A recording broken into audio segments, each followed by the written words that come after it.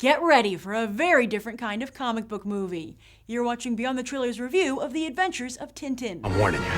Get out while you still can. These people do not play nice. I will find that ship, with or without your help.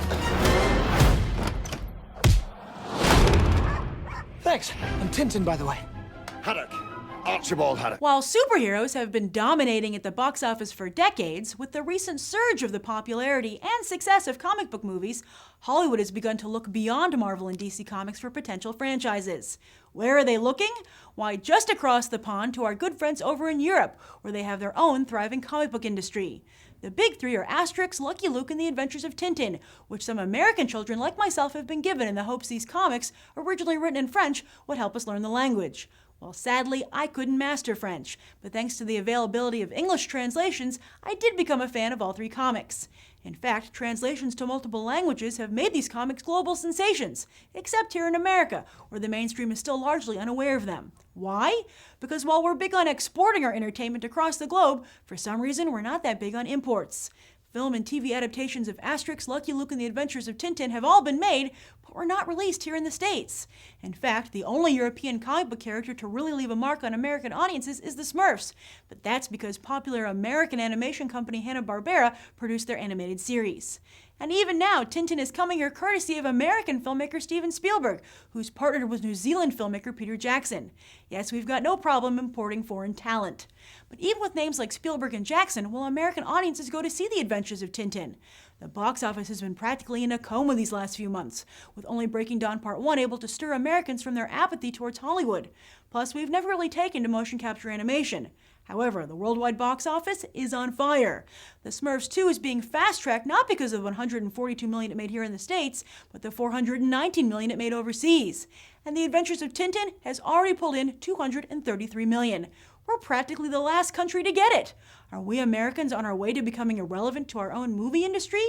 Let's go find out if we're willing to even give The Adventures of Tintin a chance. How was The Adventures of Tintin? It was actually really great. It was like, I don't know how to explain it, but it was awesome. I thought it was interesting. It was entertaining.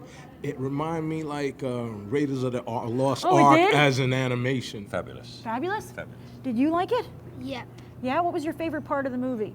Was when the tank fell into the water. Oh, wow. Well, it was pretty, good at some parts, it was really adventurous and there was a lot of, action in it. I thought it was a lot better than I had expected. Ooh, what were you expecting? Well, I'm a huge Spielberg fan, but the source material was kind of unfamiliar to me, so. Have you ever read Tintin comics before? Yes. Was this like the comics? Yes. Oh, cool. What made you decide to see it today? We are Tintin fans, and we waited for the opening. What's better, the books or the movie? I think they're about the same because, I think it was combined with, two of the books that they were, and you know your Tintin. Yeah. Yeah, you guys know your Tintin. Yeah. Yeah? It reminds me of one of those serials from the 40s. Yeah. So that's what was entertaining. People describe Tintin as Indiana Jones for kids. You could, for kids you could say that. I wanted to see it because even the trailer was just amazing, and it puts you if for teenagers also it could be for Uncharted, the game. But it was just that the movie was a bit ordinary. Oh, how so? Well, because Tintin didn't look like in the real DVDs. Oh, you prefer the animated Tintin, the fully animated? Yeah. Yeah? What did you think of the animation? I thought it was interesting. It reminded me they used the same technique from the Polar Express. Yeah.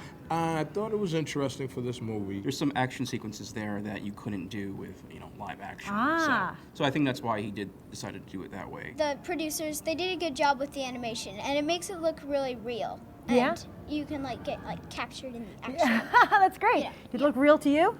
Yeah, it did a lot. That was, one of the most, real animated movies I saw. I think the one thing it lacked is it didn't have any kind of emotional core to it. Yeah, some people have said it's very surfacey. Yeah, and Spielberg's pretty good with that, so maybe, but then again, I wasn't really looking for that for this, I think Pixar kind of has that, you know.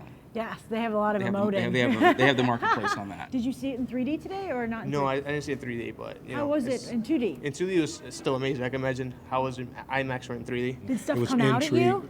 The 3D? In some aspects, yes. Was it worth seeing it in 3D? No. Oh, No. why not? I noticed that I was taking the glasses off just because it was brighter. Yeah, So, it makes it darker, I mean, right? it's not even that. Like certain, like 3D for Hugo, I thought was okay. I never think 3D, with the exception of a few films, is actually worth it. What would you tell your friends about this movie? If they were like, Mateus, should I see Adventures of Tintin? Yep, but then I'd have to ask them but then they'll have to come on the school plane.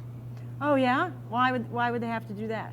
Because it's very long from here to New York. Oh, where are you visiting from? I'm visiting from Australia. Oh wow, yeah? So, yeah. How did you like seeing the movie here? It was fabulous. It was Yeah? a nice environment. Oh great. Just a pity there weren't more people in the theater, but Yeah. it was its first showing. This movie's been doing very well in Europe already and across the globe. What would you say to other Americans about the film? Should they check it out? I think it'd be all around family film that, you know, if you like adventure and you bring the kids and the family to keep you wondering for more. Like at the end, you know there's going to be a sequel. Would you see a sequel? Yeah, it's cool. I heard it was a trilogy going out, so hopefully it's a trilogy. I don't mind. You don't really need to know like the books and stuff. It just like It explains itself in the movie. What would you give this movie on a 1 to 10? Probably an 8. I give it around 7 or 8. I'd give it from 100%. I'd probably give it a 10. Yeah, 9.5 to 10. I would give it 9. 9.8 around Oh there. wow. Yeah. Why that 0.2 off? 1 out of 10? Because I didn't see that 3D, so you know. Oh, okay. Yeah. So while not a lot of Americans are seeing Tintin, the ones that do think it's fantastic, overall giving the film a 9. And don't forget to vote for your top 10 movies of 2011 by going to tinyurl.com/2011 top 10. Cast your vote by January 3rd, 2012, and then look for the results here on BTT. I'm Grace Randolph reporting from Regal Ewok, and I hope you'll go beyond the trailer for these other top movies.